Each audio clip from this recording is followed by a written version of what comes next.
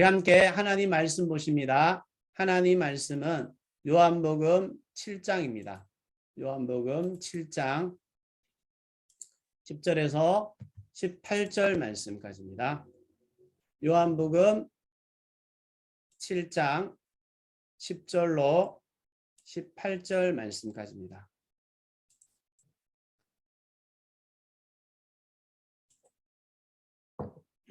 제가 봉독하겠습니다. 그러나 예수의 형제들이 명절을 지키러 올라간 뒤에 예수께서도 아무도 모르게 올라가셨다. 명절에 유대 사람들이 예수를 찾으면서 물었다. 그 사람이 어디에 있어? 우리 가운데서는 예수를 두고 말들이 많았다. 더러는 그는 좋은 사람이라고 말하며 더러는 무리를 미혹하는 사람이라고 말하였다. 그러나 유대 사람들이 무서워서 예수에 대하여 드러내놓고 말하는 사람은 아무도 없었다. 명절이 중간에 접어들 즈음에 예수께서 성전에 올라가서 가르치셨다. 유대 사람들이 놀라서 말하였다. 이 사람은 배우지도 않았는데 어떻게 저런 학식을 갖추었을까? 예수께서 그들에게 대답하셨다. 나의 가르침은 내 것이 아니라 나를 보내신 분의 것이다. 하나님의 뜻을 따르는 사람은 누구든지 이 가르침이 하나님에게서 난 것인지 내가 내 마음대로 말하는 것인지를 알 것이다. 자기 마음대로 말하는 사람은 자기의 영광을 구하지만 자기를 보내신 분의 영광을 구하는 사람은 진실하며 그 사람 속에는 불의가 없다. 아멘. 오늘은 순종할 때 진리를 알게 됩니다 라는 말씀으로 함께 말씀을 살펴보고자 합니다. 말씀 들어가기 전에 제가 사진 하나 보여드리도록 하겠습니다. 자, 오랜만에 보시죠? 저희 교회 강대상입니다. 강대상인데 오늘 여러분들 찬양하시면서도 보셨을 텐데요. 어떻게 바뀌었느냐?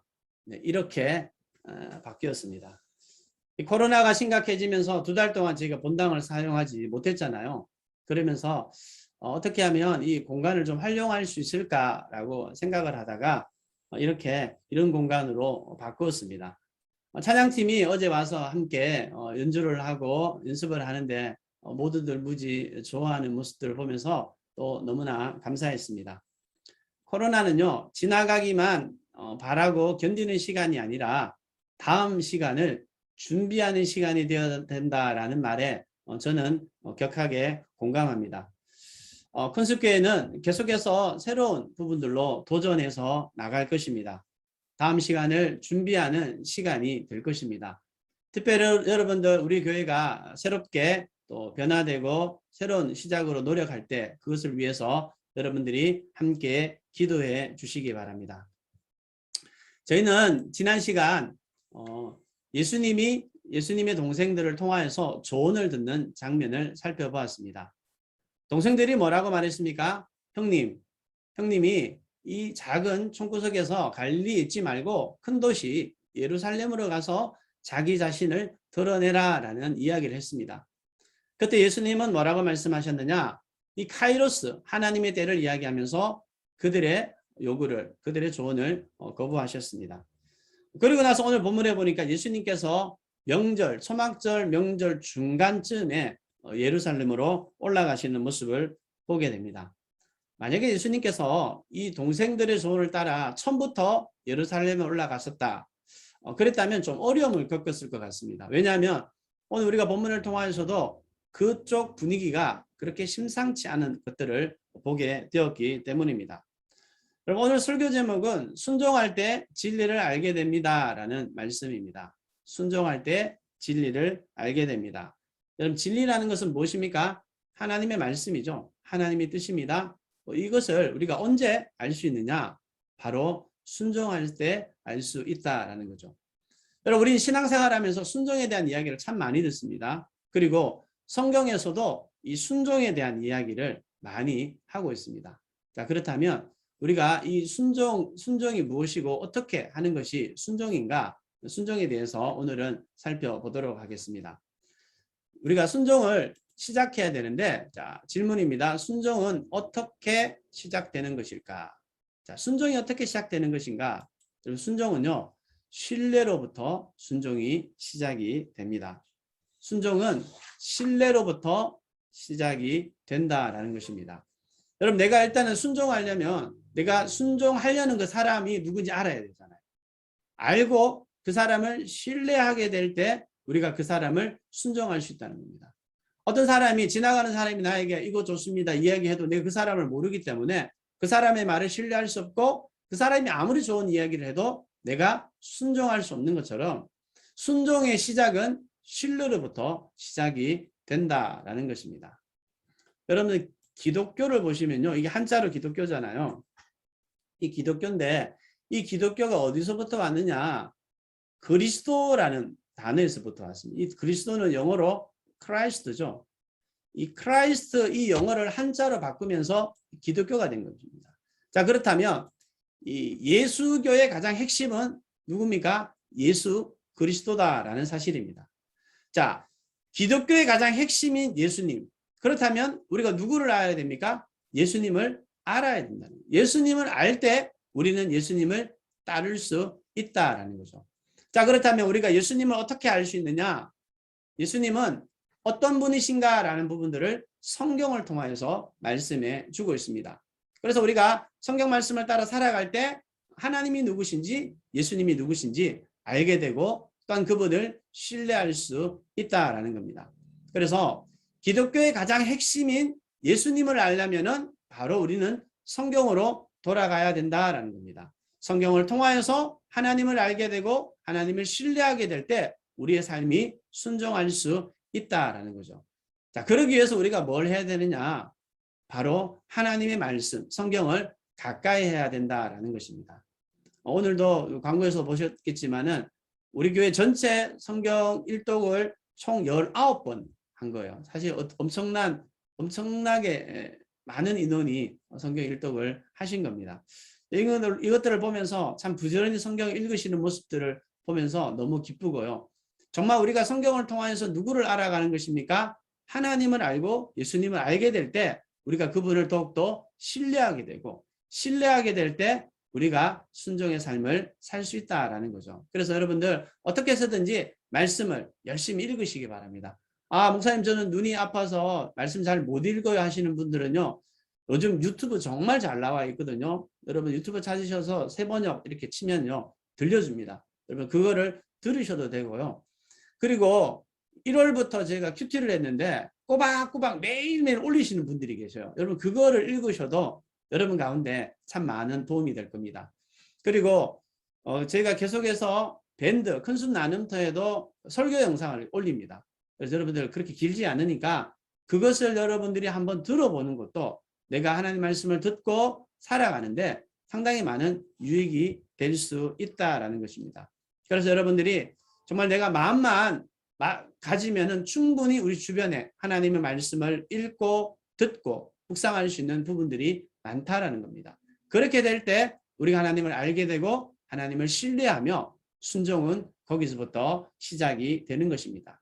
자, 그렇다면 두 번째 질문입니다. 두 번째 질문. 순종은 어떻게 완성되는 것일까요? 자, 순종의 시작은 신뢰라고 말씀드렸죠. 그러면 순종의 완성은 어떻게 시작되는 것인가? 순종은 기다림으로 완성됩니다. 순종은 기다림으로 완성됩니다. 내가 따라야 할 분이 누군지 알았어요. 그분을 내가 신뢰합니다. 그것이 순종의 시작이라 말씀드렸죠. 자, 그렇다면 순종의 완성은 어디서 이루어지느냐? 바로 기다림을 통해서 이루어진다라는 거죠. 근데 이 기다림이라는 것이 순종에 있어서 참 어려운 것 같아요. 아브라함을 보세요. 하나님이 75세에 나타나서 약속의 땅을 이야기하고 자녀를 이야기합니다. 그리고 나서 100세에 어때요? 기다렸다는 거예요. 결국은 아들을 얻게 되죠. 요셉을 보세요. 모든 곡식단이 자기에게 절하잖아요. 그 꿈을 꾸고 10년이 넘은 상태에서 이집트의 국무총리가 되는 그 시간을 요셉은 기다렸다는 거죠. 다윗도 보십시오. 사무엘에게 기름 부음 받습니다. 왕이 될 것이다. 근데 13년 동안 도망자 신세입니다. 결국 오랜 시간을 기다려서 결국 하나님의 약속을 이루게 된다라는 겁니다. 그래서 여러분들 이 순종은요. 기다림을 통하여서 완성이 되는 것입니다. 오늘 본문에서도 보면요, 예수님께서 하나님의 때를 아셨어요. 동생들은 지금 올라가서 자기를 드러내라 라고 말하지만 예수님은 어떻습니까? 하나님의 때를 아셨기 때문에 같이 가지 않으셨다라는 겁니다. 동생들에게는 자신의 때, 인간의 때를 통하여서 자신을 드러내고 싶은 욕망이 있었던 것 같아요. 하지만 하나님의 때는 자신을 드러내는 것이 아니라 어떻습니까? 오늘도 보니까 아무도 모르게 조용히 예루살렘으로 올라가셨다라는 것들을 통하여서 예수님께서 하나님의 때를 기다리셨구나 라는 것들을 보게 되면서 예수님의 순종이 어떤 것인지를 우리는 깨닫게 됩니다. 여러분, 만약에 예수님께서 이 동생들의 조언을 따라서 먼저 올라갔다면 어떤 일을 당했을 것 같습니까? 오늘 보니까 본문에 보니까 예수님에 대한 여러 가지 평가가 있습니다. 그 사람은 좋은 사람이다. 또 한편으로는 뭐라고 말하냐면 미혹하게 하는 사람이다. 이런 말로 말하면 이단이다 라고까지 이야기합니다. 그런데 이 13절을 보시면요, 이 전체적인 분위기가 어떤 것인지를 보게 됩니다. 13절 보시면 그러나 유대 사람들이 무서워서 예수에 대하여 드러내놓고 말하는 사람은 아무도 없었다라고 말합니다. 이들이 종교 지도자들이 무서운 겁니다. 눈치를 보는 겁니다. 그러니까 아무도 예수님에 대해서 드러내놓고 말하는 사람이 없었다. 전체적인 분위기가 보면은 상당히 살벌했다라는 겁니다. 만약에 예수님께서 동생들의 그 조언을 듣고 초막절 초반에 올라갔다면 과연 예수님께서 십자가를 6월절에 지셔야 되는데 이런 일들이 어떻게 보면은 하나님의 때를 놓쳤을 수도 있다라는 겁니다. 여러분, 하나님의 때는 항상 정확합니다. 하지만 우리가 그때를 순종하기 위해서는 뭘 하셔야 되느냐? 반드시 기다려야 됩니다. 기다릴 때 하나님의 그 순종이 완성이 되는 것입니다. 우리 교회에 보면은 아주 유명한 낚시꾼들이 많이 계셔요. 우리 목행균 목부님, 김봉두 집사님, 우리 배용렬 선생님 참석하지 않았지만 배용렬 선생님, 이렇게 보면은 아주 낚시를 잘 하시는 분입니다. 낚시하는 분들의 가장 큰 동목이 뭐냐? 기다림이라고 하더라고요. 기다릴 때 고기를 낚을 수 있는 거죠. 여러분, 영혼구원도 마찬가지인 것 같습니다. 영혼구원은요, 뭡니까? 기다릴 때, 하나님의 때를 기다릴 때 영혼구원이 이루어진다는 거죠. 여러분, 하나님의 때가 분명히 있습니다. 그런데 나의 조급함으로 우리는 하나님의 때를 망치지 말아야 할 것입니다. 지난 주일 저녁에 우리 남혜경 권사님께서 줌 세미나를 하셨어요. 근데 80명 넘게 근한 90명 정도가 참석을 하셨습니다. 엄청나게 많은 숫자입니다. 그런데 권사님이 그 세미나를 하시면서 중간에 뭐라고 말씀하셨냐면은 내가 이 세미나를 하려고 광고를 했을 때는 0명이었다는 거예요. 아무도 하겠다는 소리 안 했습니다. 근데 기다렸을 때 하나님의 때에 이렇게 많은 인원 90여 명이나 되는 사람들을 보내주셨다라는 겁니다. 여러분, 우리가 하나님의 때를 하나님께서 나에게 말씀하실 때 우리가 그 말씀에 순종하기 위해서는요, 반드시 이 기다림이 필요하다는 겁니다. 그리고 이 기다림을 통하여서 우리의 순종이 완성이 된다라는 겁니다. 자, 그런데 이제 기다리는데 어떻게 기다려야 되느냐? 어떤 사람은 약속을 받아요. 그리고 이 약속을 가졌으니까 기다리는 거예요. 근데 기다리는데 아무것도 하지 않고 그냥 기다리는 거예요. 얼마 전에 제가 아는 후배 목사님이 와가지고 이제 쭉 이야기를 하는데, 이제 목회를 시작해야 되는데 이제 코로나가 시작되어서 이것이 문제다라고 쭉 이야기를 하더라고요. 그 이야기를 들으면서 제가 무슨 생각이 들었냐면은 코로나가 문제가 아니라 하나님으로부터 받은 사인이 있는가, 이게 사실 더 중요한 거거든요. 그런 어떤 부분들 속에서 내가 정말 준비해야 될 것들을 준비하지 않고 다른 탓을 한다. 정말 여러분들이 약속이 있지만 그것은 잘못 기다리는 것입니다. 그렇다면 우리가 기다릴 때 뭐 하고 기다려야 되느냐? 바로 기도의 자리에서 기도하면서 기다려야 한다는 겁니다. 우리가 하고 있는 것이 뭔가는 분명히 있어야 되는데 그것이 무엇인가? 바로 기도라는 겁니다. 어떤 분은 계획은 많은데 기도하지 않아요. 기도하지 않으니까 걱정하는 겁니다. 당연한 거죠. 여러분들, 우리가 수많은 생각과 수많은 계획보다 더 중요한 것은요, 우리가 주님 앞에 기도의 자리에서 기도의 시간을 가지는 것입니다. 그럴 때 우리는 하나님 일을 보게 되는 것입니다. 이 많은 사람들이 기도해야 된다라고 말하면 겁부터 먹어요. 뭐야, 그러면 40일 작정 기도를 해야 되나? 금식 기도를 해야 되고 철야 기도를 해야 되냐 이렇게 생각하는 분이 계시는 것 같습니다. 여러분 그렇지 않습니다. 기도는요. 우리가 삶 속에서 하는 기도가 가장 강력한 기도입니다. 우리가 일상을 살아가면서 하는 기도가 가장 영적인 기도다라는 겁니다. 여러분 우리 교회분들은 모두 이 기도를 알고 있습니다. 바로 오심기도죠. 여러분 오심기도만큼요. 우리 삶 속에서 정말 강력한 영향을 미치는 기도가 없다는 거죠. 오심기도의 핵심이 뭡니까? 복음의 진수를 담고 있지 않습니까?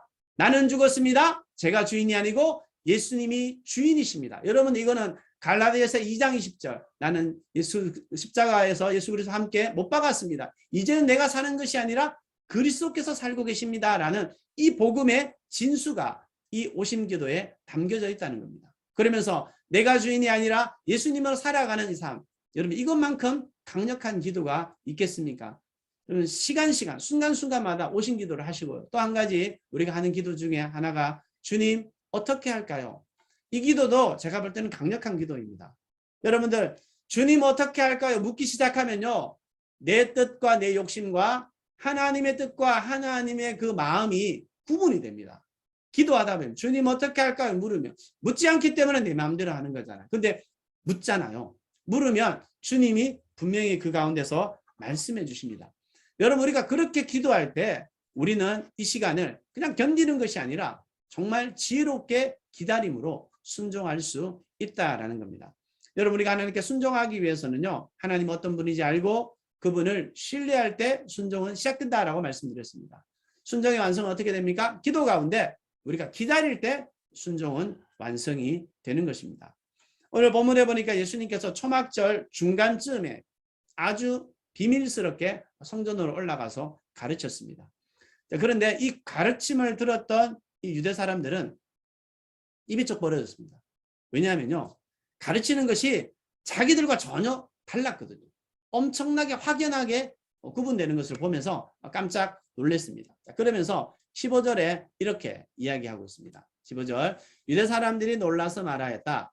이 사람은 배우지도 않았는데 어떻게 저런 학식을 갖추었을까라고 이야기하고 있습니다. 여러분들 유대인들이 글을 배우는 이유는 딱 한 가지입니다. 성경을 읽기 위해서 그들은 글을 배웁니다. 근데 예수님 같은 경우는 정식 교육도 받지 못한 사람이 정말 어떤 랍비보다 더 권위 있게 가르치는 것을 보면서 저 사람은 배우지도 않았는데 어디서 저런 학식이 나타났을까 궁금했다라는 거죠. 여러분 이때 당시에는 성경을 가르치는 정규학교는 없었습니다. 보통 보면은 가정에서 성경을 가르치고요. 회당에서는 율법을 교육합니다. 그리고 조금 전문적으로 내가 랍비 교육을 받기 위해서는 랍비 학교라는 것을 등록을 해야 됐습니다. 근데 그때 당시에 가장 유명한 학파가 힐렐 학파와 샴마이 학파였는데요. 예수님은 여기와도 전혀 상관이 없는 분이셨습니다. 여러분 제대로 배우지도 않았음에도 불구하고 탁월하게 가르쳤기 때문에 그들은 놀랄 수밖에 없었다라는 거죠. 이런 반응을 보이자 예수님께서 그 종교 지도자들에게 이렇게 말씀하십니다. 16절 말씀합니다. 예수께서 그들에게 대답하셨다. 나의 가르침은 내 것이 아니라 나를 보내신 분의 것이다. 여러분 예수님의 가르침이 탁월했는데 그 탁월함의 근원이 어디에 있었느냐? 하나님으로부터 자기가 배웠다는. 사실 이 이야기는 유대인들에게 엄청난 충격이었을 겁니다. 뭐야? 자기가 하나님한테 직접 배웠다고 이렇게 이야기하는 거죠. 그런데 예수님께서 이 이야기를 하시고 나서 아주 충격적이면서 아주 중요한 말씀을 하고 계십니다. 17절 말씀인데요. 드리지는 않겠지만 여러분들 같이 한번 읽겠습니다. 시작. 하나님의 뜻을 따르려는 사람은 누구든지 이 가르침이 하나님에게서 난 것인지 내가 내 마음대로 말하는 것인지를 알 것이다.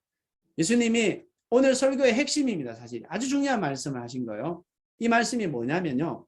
예수님께서 하신 말씀, 예수님께서 이 진리에 대해서 이렇게 말씀하시는데 이것이 진리인지 아닌지를 너희가 알기 위해서는 뭐 하라는 겁니까?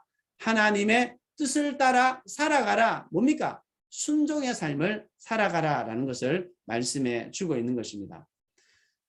자, 우리가 질문입니다. 마지막 질문이죠. 하나님의 말씀이 진리라는 사실을 어떻게 우리가 알 수 있을까? 그것은요, 바로 하나님의 뜻에 순종할 때 알게 된다라는 것입니다. 우리가 하나님의 말씀이 진리라는 사실을 어떻게 알 수 있느냐? 그것은 말씀에 따라 순종할 때 알 수 있게 된다라는 거죠. 여러분 세상의 모든 철학과 사상과 종교들을 보시면요. 책을 읽어보시거나 강의를 들으면은 정말 솔깃해요. 정말 멋지다, 훌륭하다. 그런데 문제가 뭐냐면요. 그대로 살아보려고 하잖아요. 살아갈 수 없는, 삶이 안 되는 겁니다. 근데 복음은요, 정반대입니다. 복음을 처음에 들었을 때 정말 어처구니 없죠. 비논리적이죠. 황당무계합니다. 이게 말이 되나 싶은데요. 말씀대로 살아보잖아요. 말씀대로 살아볼 때 사라지는 겁니다. 여러분 이것이 바로 복음과 세상의 교훈과의 차이점입니다. 한 가지 예를 들어 설명해 보겠습니다. 여러분 공산주의. 공산주의는 사실 상당히 아름다운 이론입니다. 칼 막스가 뭐라고 말했냐면 봉건 시대가 지나고 자본주의가 지나면 분명히 공산주의의 시대로 돌아갈 것이다 라고 주장을 했습니다. 상당히 좋은 이론이죠. 사유재산을 없애고요. 모든 사람이 공동재산으로 빈부의 차이를 없애겠다. 똑같이 잘 사는 세상을 만들겠다. 이런 이론이죠. 여러분 이런 이론이 처음 왔을 때 우리나라뿐만이 아니라 모든 나라들이 열광을 했습니다. 하지만 지금은 어떻게 됐습니까? 여러분들 계급을 없애겠다 해놓고 새로운 군림하는 계급이 그들 가운데 나타났지 않습니까? 여러분 서로 도우면서 살겠다라고 이야기하면서 뭡니까? 자기 마음에 들지 않는 사람 수천 명, 수만 명을 숙청하고 죽이는 결과를 보게 되고요. 지금에 와서는 여러분들 북한을 빼고 공산주의가 거의 다 무너지고 지금 북한도 공산주의가 무너지고 있다라는 겁니다. 여러분 세상의 철학과 사상과 종교를 보면요. 되는 것처럼 보이지만 살려고 하면 되지 않습니다. 하지만 복음, 하나님 말씀은 어떻습니까? 세상과는 정반대의 모습을 하고 있습니다. 하나 예를 들어볼게요. 서로 사랑하라라고 말씀합니다. 물론 여기까지는 우리가 충분히 이해합니다. 근데 뭐라고 말씀하느냐? 원수까지라도 너희가 사랑하라라고 말합니다. 여러분 이게 말이 됩니까? 원수를 어떻게 사랑합니까? 우리는 도저히 이것을 이해할 수 없습니다. 그런데 내가 하나님의 말씀대로 살겠다라고 결단하고 그것을 시작할 때 처음부터 원수를 사랑하는 수준은 아니지만 그 영혼을 볼 때 긍휼의 마음이 있는 거예요. 그 영혼을 용납하게 되고 용서하게 되고 결국 그런 관계를 통하여서 우리가 그 영혼을 사랑하게 되는 것을 보면서 하나님의 말씀과 복음은 우리가 볼 때는 허무맹랑하고 정말 이해할 수 없는 비논리적인 말씀이지만 우리가 살아갈 때 사라지는 것들이 바로 이 복음의 능력이다라는 것을 우리는 고백하게 됩니다. 이것이 바로 복음과 세상 교훈의 차이점입니다. 어떤 분들은 확신 있는 다음에 내가 하나님의 뜻을 행하겠다라고 생각하는데요. 그렇지 않습니다. 우리가 하나님의 뜻을 행할 때 확신을 얻게 되는 겁니다. 어떤 분들은 내가 하나님을 실감하고 체험하고 난 다음에 하나님의 뜻을 따라 살아가겠다, 순종하겠다. 아니죠. 우리가 하나님의 뜻에 따라 순종할 때에 하나님의 살아계심들을 우리가 실감할 수 있다라는 겁니다. 그래서 우리가 하나님의 뜻에 순종할 때 우리가 하나님의 뜻의 그 진리를 발견하게 되고 알게 된다라는 거죠. 특별히 신앙생활을 오래 하신 부분들을 보면은요, 참 하나님의 능력을 경험하지 못하는 것들을 보게 됩니다. 왜 그런가? 지식이 너무 많아요. 여러분 우리가 아는 것만큼 하나를 행동하면 되는데 아는 것에서 그칩니다. 하나님의 뜻을 알아요? 그러면 그냥 아는 것에 그치는 거예요. 순종하지 않고 행동하지 않기 때문에 우리가 하나님의 그 순종해 주시는 그 삶을 누리지 못한다는 겁니다. 그렇기 때문에 여러분들이 반드시 내가 하나님의 말씀을 깨달았어요? 그러면 뭐 하시는 겁니까? 순종의 삶으로, 행동의 삶으로 살아내셔야 한다라는 겁니다. 여러분 오늘 설교를 듣고 나는 무엇을 순종할 것인가 한번 생각해 보시기 바랍니다. 흔히들 우리는 하나님께 순종해야 된다라고 이야기하면 무슨 생각을 하냐? 일단 사람은 제껴놔요. 사람 무시합니다. 그리고 하나님과의 관계에서만 내가 순종하면 된다라고 생각을 하고 있는데요. 여러분 절대로 그렇지 않습니다. 여러분들 눈에 보이는 사람을 순종하지 않으면서 어떻게 눈에 보이지 않는 하나님을 순종할 수 있습니까? 요한 1서에도 하나님, 눈에 보이지 않는 하나님을 사랑하지 않으면서 어떻게 눈에 보이는 성제를 사랑하지 않으면서 눈에 보이지 않는 하나님을 사랑할 수 없다라는 말씀처럼 마찬가지로 우리의 순종에 대한 부분들도 나에게 보여지는 그 사람에게 우리가 순종을 결단하셔야 된다는 겁니다. 그래서 여러분들이 이번 한 주간은 내가 눈에 보이는 사람에게 순종을 훈련하시고 여러분들이 결단해 보시기 바랍니다. 특별히 가정에서는 자녀들은 부모의 권위에 순종하셔야 됩니다. 아내는 남편에게 순종하라. 남편은 아내를 사랑하라. 이게 성경에서 말씀하고 있는 행복한 가정의 룰입니다. 여러분 이것을 우리가 한번 행동해 볼 때 하나님이 일하심을 경험할 수 있다는 거죠. 목장에서도 마찬가지입니다. 목장의 식구들이 목자의 권위에 순종하는 겁니다. 모든 성도님들이 목사님의 권위와 교회 리더자의 권위에 여러분들이 순종하시는 겁니다. 순종의 삶을 훈련할 때 우리가 우리의 삶 가운데 정말 진리의 말씀을 깨닫게 되고 하나님의 원하심을 우리가 발견하게 된다는 사실입니다. 우리 교회 성도님들을 보면은 거의 대부분 순종은 참 잘하시는 것 같아요. 정말 순종하는 만큼 정말 다들 잘하시는 것 같습니다.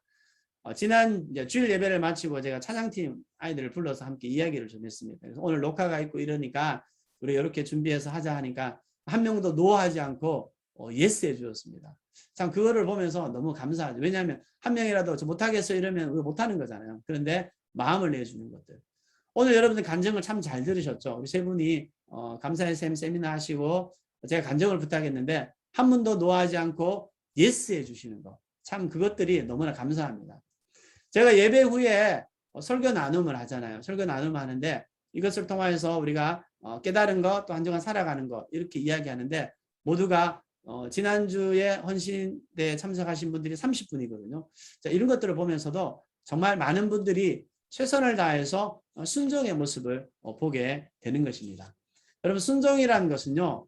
눈에 보이지 않는 하나님에 대한 순종을 올바로 하기 위해서는 눈에 보이는 여러분 사람에게 순종하셔야 된다는 겁니다. 자, 그런데 권위라는 것은 밑에 사람이 높은 사람에게 순종하지만요. 반대로 우리가 높이 있지만 낮은 사람에게도 순종하는 순종이 어떻게 보면은 진정한 순종이 아닐까. 그래서 부모님들이 한 번씩 우리 자녀들에게 원하는 것들을 한번 해주는 겁니다.